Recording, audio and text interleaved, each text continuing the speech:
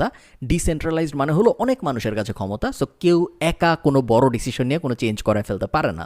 So এই কারেন্সিটা হবে decentralised, এই কারেন্সিটা দাঁড়ায় থাকবে ব্লক চেইন প্রযুক্তির ওপরে।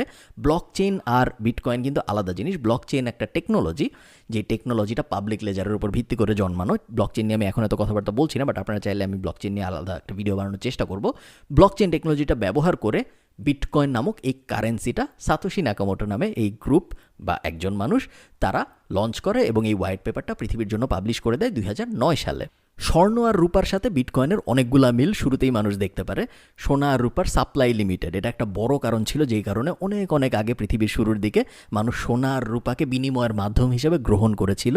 এবং পরে যখন গোল্ড স্ট্যান্ডার্ডে আসে 1933 সাল পর্যন্ত, তখনও মানুষ গোল্ড স্ট্যান্ডার্ডকেই মেনেছে এতদিন পর্যন্ত এসে একদম শুরুর থেকে, কারণ সোনা রূপা এগুলোর সাপ্লাই ফাইনাইট, এগুলো একটা নির্দিষ্ট পরিমাণেই আছে পৃথিবীতে। বিটকয়েন একটা নির্দিষ্ট পরিমাণেই আছে